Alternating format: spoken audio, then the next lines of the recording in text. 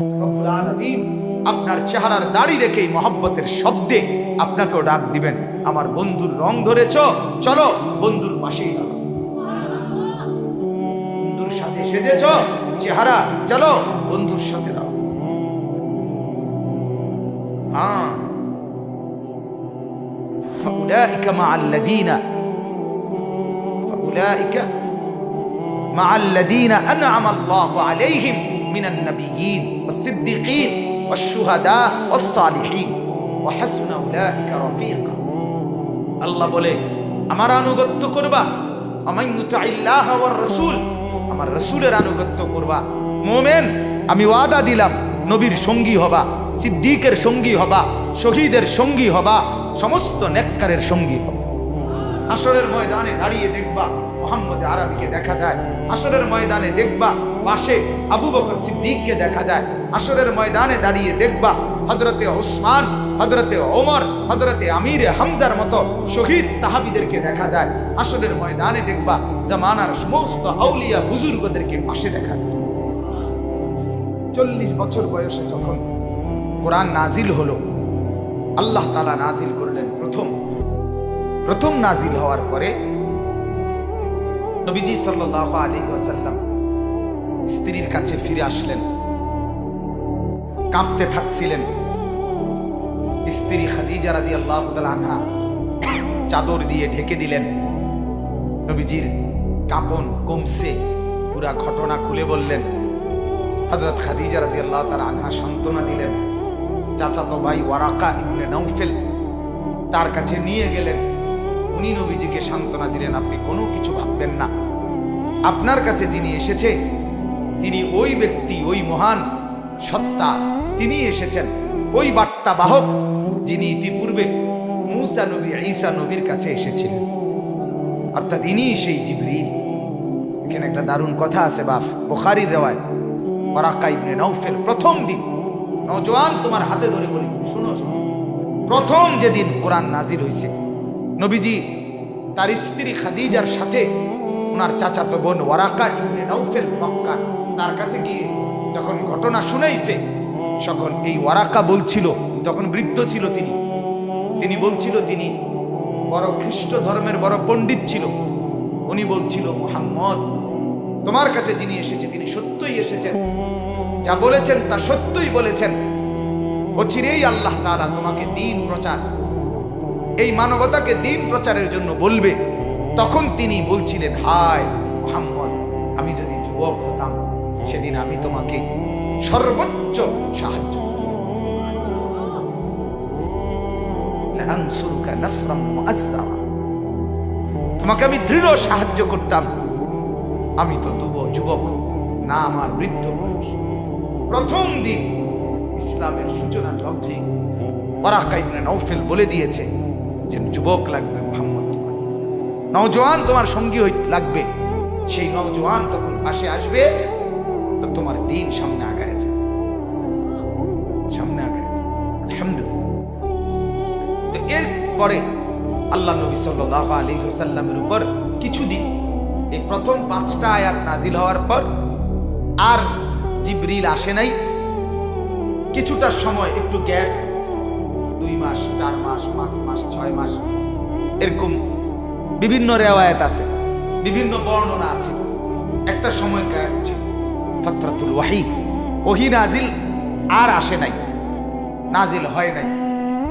এরই মধ্যে আল্লাহ নবী সাল্লাল্লাহু আলাইহি ওয়াসাল্লাম অস্থির ছিলেন, বেচাইন, যে হায় সে আবার আসে না কেন, আবার আমার মালিকের কথা নিয়ে আসছে না কেন। এরকম অস্থিরতা মুহূর্তে দিলের পেরেশানি, মনের চাহিদা, মনের চাওয়া। তো এই সময় একদিন নবীজি রাস্তায় হাঁটছিলেন, হঠাৎ করে তিনি একটা আওয়াজ শুনছেন, উপর থেকে কেউ ডাকছে, ইয়া মুহাম্মদ, হে মুহাম্মদ।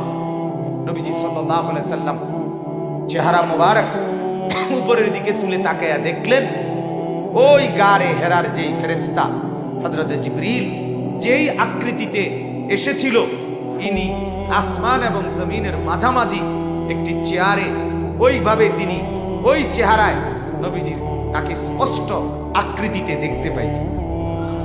এবং তিনি বলছেন যে আপনি কোনো ভাগ ঘাবড়াবেন না, অচিরেই আল্লাহ তাআলার বিধান আপনার কাছে আসবে। নবীজি সাল্লাল্লাহু আলাইহি ওয়াসাল্লাম আবারও এই দৃশ্য দেখে আল্লাহ নবী সাল্লাল্লাহু আলাইহি ওয়াসাল্লাম পেরেশানি আর অস্থিরতা নিয়ে ঘরে ফিরে আসলেন।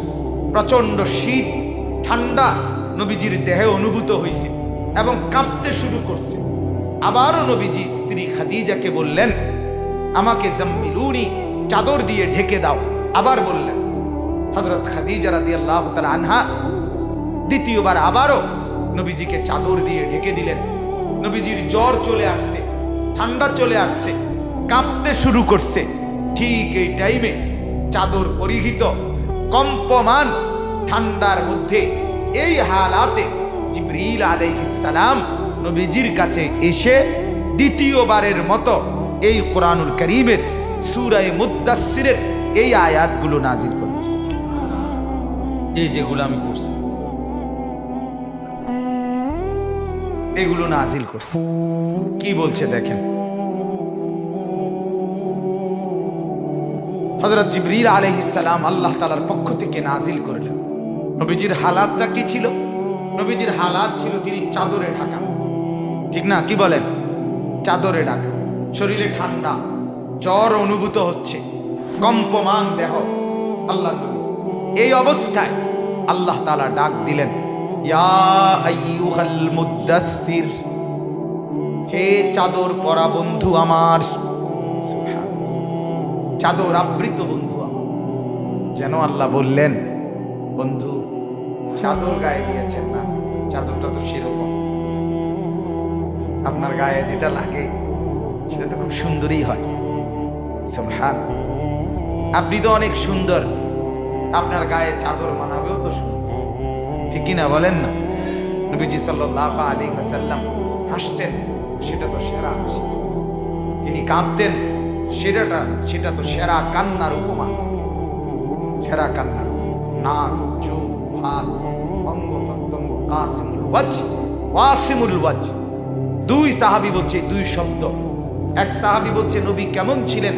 নবী এমন ছিলেন যাকে একবার দেখলে আবার দেখতে মন চায়, দ্বিতীয়বার দেখলে প্রথমবারের চাইতে আরো সুন্দর।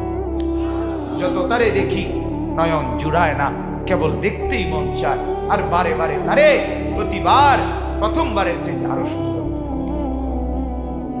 আরেক সাহাবী বলছেন তিনি এমন ছিলেন যার সব অঙ্গ একত্রে দেখলে সারা দেহ সেটাও সবচেয়ে সুন্দর, প্রতি অঙ্গ আলাদা আলাদা দেখলে সেটাও সবচেয়ে সুন্দর। মাথার চুল থেকে পায়ের নখ একসাথেও তিনি সবচেয়ে সুন্দর, প্রতি অঙ্গ, নাক, চোখ, কান, হাত, পাও, ঠোঁট, দাঁত, জিহ্বা, গলা, দাড়ি, বুক সব আলাদা আলাদা দেখলেও সবচেয়ে সুন্দর। সর্ব অঙ্গ সুন্দর তিনি, প্রতি অঙ্গেও সুন্দর। এমন সেই চাদর গায়ে দেয়া আল্লাহ তাআলা যেন বললেন, দোস্ত আপনি চাদর গায়ে দিয়েছেন, আপনার পরনের চাদর, গায়ের চাদরও তো আমার পছন্দ, চলেন আপনাকে ডাক দেব। তো চাদর ছাড়বো কেন? আপনাকে চাদর সহই ডাক দিলাম। চাদর আপনার গায়ে লাগছে, আপনার চাদরটাকেও আমি আজীবনের জন্য স্থায়ী কোরআন বানায় দিলাম। বন্ধুর গায়ে চাদর ছিল, এজন্য রাসূলুল্লাহর গায়ে চাদর লাগলে আমার বন্ধু, আমার বাপ, যদি চাদরও দামি হয়, রাসূলুল্লাহ সাল্লাল্লাহু আলাইহি ওয়াসাল্লামের আজীবনের দাড়ি আপনার চেহারায় লাগলে, আপনার মুখে লাগলে, আপনিও নিশ্চিত হাসরের ময়দানে দামি হয়েছে, দামি হয়েছে, আপনিও দামি হবেন। রব্বুল আলামিন আপনার চেহারার দাড়ি দেখেই মহব্বতের শব্দে আপনাকেও ডাক দিবেন, আমার বন্ধুর রং ধরেছ, চলো বন্ধুর পাশেই দাঁড়াও। বন্ধুর সাথে সেজেছ চেহারা, চলো বন্ধুর সাথে দাঁড়াও।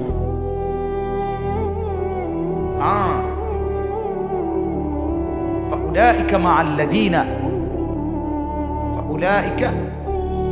مع الذين أنعم الله عليهم من النبيين والصديقين والشهداء والصالحين وحسن أولئك رفيقا।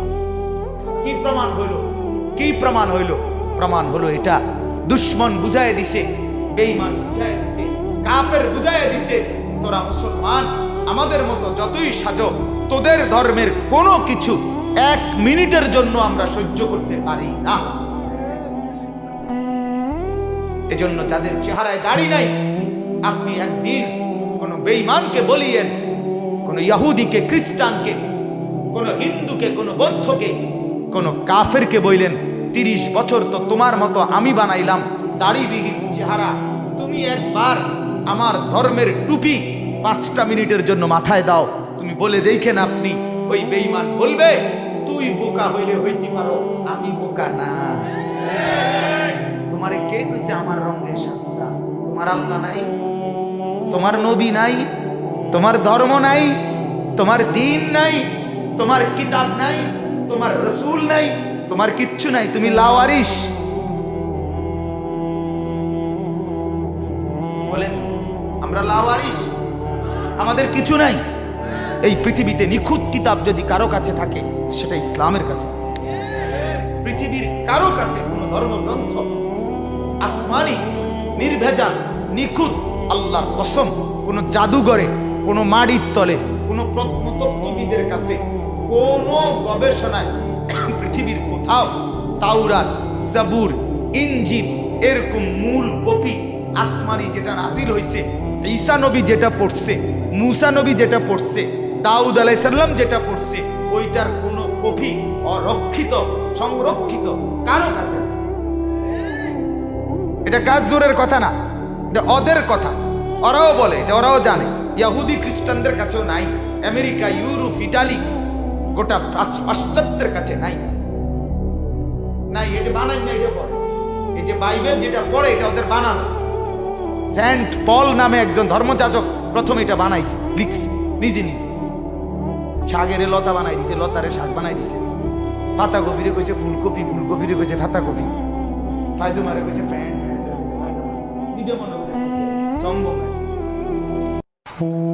কথা বুঝেন? তাইলে আমাদের কাছে তো নিখুঁত রাসূলুল্লাহ সাল্লাল্লাহু আলাইহি সাল্লাম যেই শব্দে, যেই অক্ষরে, যেই চিহ্নে, যেই উচ্চারণে কোরআন পড়েছেন, সেই মাখরাজ, সেই চিহ্ন, সেই হরকত, সেই শব্দ, সেই আয়াত আজকে 1450 বছর পরেও অবিকৃত, অক্ষুণ্ণ, সযথার্থভাবে একবারে সমান সমান একরকমই আছে। আগামী ইসরাফিলের ফু পর্যন্ত এভাবেই থাকবে। থাকবে কিনা বলেন? তাহলে ছাড়লা কাকে, ধরলা কাকে? এই ভাইয়া, ছাড়লেন কাকে?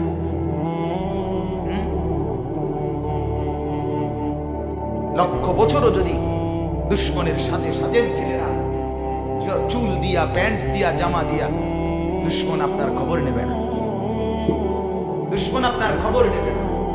মদিনার রাসূলের কাছে একবার দুরূদ পড়লে সাথে সাথে ফেরেশতা রাসূলুল্লাহর কাছে জানায় দিবে, মদিনায় ইয়া রাসূলুল্লাহ, আপনার উম্মতের অমকের ছেলে অমক আপনার উপরে দুরূদ পড়েছে। সরওয়ারে তো আলম নবী সাল্লাল্লাহু আলাইহি সাল্লাম খুশিতে তখন হাসি দিয়ে উত্তর দিবে, আমার উম্মত, আমিও তোমাকে প্রতি উত্তরে মালিকের কাছে তোমার জন্য দোয়া আর রহমতের দোয়া করতে থাকি। তুমি আমাকে বলো নাই, আমি তোমাকে কেন? তুমি আমাকে বলো নাই, আমি বলবো কেন তোমাকে? হাসরের ময়দানে আমার শায়েখ আল্লামা মুফতি মুশতাকুর নবী সাহেব তিনি একদিন বলছিলেন, হাসরের ময়দানে যদি রাসূলুল্লাহ সাল্লাল্লাহু আলাইহি সাল্লাম নিজের পিঠ, কোনো সেজদা নাই, নামাজ নাই, রুকু নাই, ফজর নাই, জোহর নাই, আসর নাই, মাগরিব নাই, আমার উম্মত কিছুই তো নাই, কিছুই তো। জিনা, ব্যভিচার, অশ্লীলতা, উলঙ্গপনা, বেহায়াপনা, বেপর্দা, নাটক, সিনেমা, এছাড়া উম্মত এখানে তো কিছুই নাই। আমি কি দেখাবো মালিকের কাছে? আমি কি দিয়ে সুপারিশ করব তোমার জন্য? আমি কি বলবো আল্লাহর কাছে? তুমি তো আমার উঁচা মুখটা, বড় মুখটা, তুমি তো আমার বড় মাথাটা ছোট করে দিলা উম্মত। আমি কেমনে বলবো তুমি আমার? কেমনে বলবো? আমি কত কাঁদলে তুমি বুঝতা উম্মত আমি তোমার জন্য দরদি ছিলাম। আমি কতটা মেহনত করলে কতটা রক্ত ঝরাইলে তুমি বুঝতাম আমি তোমার জন্য দরদি ছিলাম। পড়ে তো দেখেন, পড়ে তো দেখেন জীবনে। এই ছেলেরা পড়ো না ভাইয়া, দেখো না কেঁদেছে বেশি কে তোমার জন্য। সাহাবায়ে কেরাম একদিন বসা, আল্লাহর নবী বলেন মাতা আলকা আহবাবি, সাহাবীরা আমি আমার বন্ধুদের সাথে, আমি আমার আহবাব দোস্ত, আমার সাথী, আমার বন্ধু, তাদের সাথে কখন সাক্ষাৎ করব অস্থির হয়ে আছে। সাহাবীরা বললেন ইয়া রাসূলুল্লাহ, কি বললেন? আমরা আপনার বন্ধু না? আমরা আপনার বন্ধু না? আল্লাহ নবী বলেন না, তোমরা তো আমার সাহাবী, আমার সঙ্গী, আমার বন্ধু তারা যারা আমার পরে আমাকে না দেখেও আমার ঈমান এনেছে, আমার কথার উপরে মেনেছে।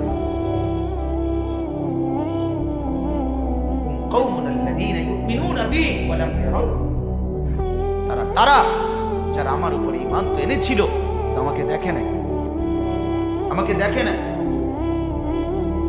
ইয়া আইয়ুহাল মুদ্দাসসির, আল্লাহ বলেন চাদর পরা বন্ধু আমার, কাঁপলে হবে না, জ্বরে ব্যথা নিয়ে বসে থাকলে হবে না, শুয়ে থাকলে হবে না, চাদর ছাড়েন বন্ধু, দাঁড়ান। কুম ফাআনদির, কুম দাঁড়ান, ওঠেন বন্ধু, ওঠেন, ওঠেন। আগামী পৃথিবী গড়বার জন্য রেডি হন, মানুষকে বদলাবার জন্য প্রস্তুতি নেন, পৃথিবী সাজাবার জন্য, মানবতাকে অন্ধকার থেকে বাঁচাবার জন্য আপনি দাঁড়ান। আপনি না দাঁড়াইলে জাতি জাগবে না, আপনি না দাঁড়াইলে উম্মত সজাগ হবে না, আপনি না দাঁড়াইলে আমার কোটি কোটি বান্দা জাহান্নাম থেকে বাঁচবে। এজন্য আমিও বলি ওলামায়ে কেরাম কুম, দাঁড়ান, লাখ লাখ নওজোয়ানকে বাঁচান।